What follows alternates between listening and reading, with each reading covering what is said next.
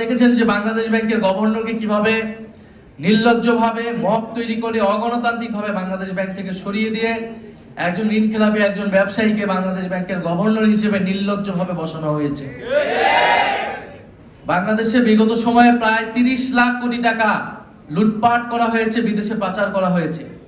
এই গণ অভ্যুত্থানের পরে অন্তর্বর্তী সরকার নানান ব্যর্থতা এবং সীমাবদ্ধতা সহ এই অন্তর্বর্তী সরকারের গভর্নর চেষ্টা করে যাচ্ছিল সেই লুটপাটের টাকাগুলোকে ফেরত আনার এবং এই লুটপাটের টাকার সাথে যারা জড়িত, এই লুটপাটের সাথে আওয়ামী লীগের ফ্যাসিস্টের সাথে যারা ব্যবসায়ী এবং আমলা রয়েছে তাদেরকে বিচারের আওতায় আনা। কিন্তু আমরা দেখছি সেই বিচার প্রক্রিয়াকে ভণ্ডুল করতে, ঋণ খেলাপিদেরকে আরো সুযোগ সুবিধা করে দিতে, আর্থিক লুটপাটের পথকে প্রশস্ত করতে বাংলাদেশ কেন্দ্রীয় ব্যাংককে দখলের একটা নির্লজ্জ চেষ্টা করলো সরকার দল। অথচ তারা এর আগে বলেছে তারা যখন সরকারে ছিল তারা কখনোই রাজনৈতিক বিবেচনায় বাংলাদেশ ব্যাংকে গভর্নর বসায়নি। ফলে যারা নির্বাচনের আগে একরকম কথা বলেছে, নির্বাচনের পরে একরকম কথা বলেছে, আমরা নির্বাচনের আগেই জনগণকে এই বিষয়ে সতর্ক করেছি। আমরা জানি জনগণ তাদের বিপক্ষে ভোট দিয়েছিল।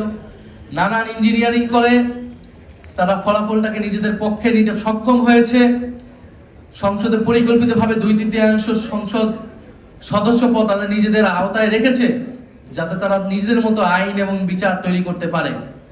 যেরকমটা 2008 সালে আমরা দেখেছিলাম আওয়ামী লীগ একচেটিয়া ভাবে বিরোধীদেরকে এক পাশে ঠেলে নিজেদের সংসদ করায়ত্ত নিয়ে সংবিধানকে নিজেদের মতো পরিবর্তন করে দেশকে নিজেদের মতো ভাবে পরিচালিত করেছে। পাঞ্জাবের জগতে একটি বিশ্বস্ত নাম শাবাব এথনিক ওয়্যার।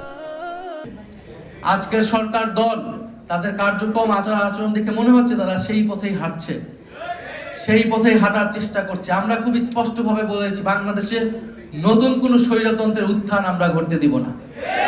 উত্থান ঘটতে হলে আমাদের জীবনের উপর দিয়ে সেটা হতে হবে। ফলে সংস্কার প্রক্রিয়া বাস্তবায়ন হতেই হবে। যদি সংসদে না হয় সেই লড়াই রাজপথে গড়াবে। আমরা সেই লড়াই রাজপথে গড়াতে চাই না। আমরা চাই মানুষ ভোট দিয়েছে, যেরকমই ফলাফল হয়েছে আমরা সেটা আপাততকালীন একসেপ্ট করে আমরা সংসদে গিয়েছি। সংসদে আলাপ আলোচনার মাধ্যমে আমরা এগুলোর সমাধান করব।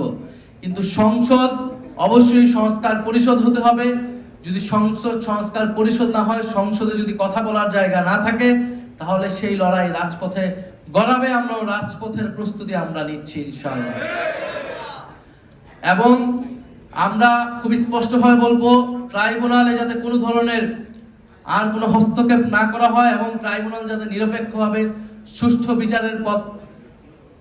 বিচারের পথে চলে এবং যারা ভিকটিম, যারা সাক্ষ্য দিয়েছে, যারা ভিকটিম তাদের নিরাপত্তার ব্যবস্থা করতে হবে অতি দ্রুত সময়ের মধ্যে। এবং আমরা দাবি জানাচ্ছি কেন্দ্রীয় ব্যাংকের এই গভর্নরকে সরিয়ে দ্রুত সময়ের মধ্যে একজন দক্ষ এবং যোগ্য, আপনারা আপনাদের পছন্দ অনুযায়ী দেন, কিন্তু দক্ষ, যোগ্য এবং সৎ ব্যক্তিকে বাংলাদেশ ব্যাংকের গভর্নর হিসেবে বসাতে হবে। কারণ আমরা আর কোনো লুটপাট, আমরা আর কোনো ঋণ খেলাপি, আমরা এই ধরনের বন্দোবস্ত দেখতে চাই না। আমরা চাই একটা জবাবদিহিতামূলক ব্যবস্থা। কেউই জবাবদিহিতার আওতায় আনবে না। কিন্তু বাংলাদেশের যে অর্থনৈতিক ব্যবস্থা এখন, যে ঋণ খেলাপি যদি বাংলাদেশ ব্যাংক এইভাবে পরিচালিত হয়, বাংলাদেশ ব্যাংক যদি কোনো ধরনের জবাবদিহিতা ছাড়া দলীয় হস্তক্ষেপের মাধ্যমে পরিচালিত হয়, ব্যবসায়ীদের, ঋণ খেলাপিদের স্বার্থ সেখানে রক্ষা করা হয়, তাহলে বাংলাদেশ যে অর্থনীতি, সেই অর্থনীতির পরিবর্তন হবে না। বাংলাদেশ আরো খারাপ দিকে যাবে এবং জনগণ রাস্তায় নেমে আসতে বাধ্য হবে। ফলে আমরা চাই বাংলাদেশ একটি সামনের দিকে আগাবে।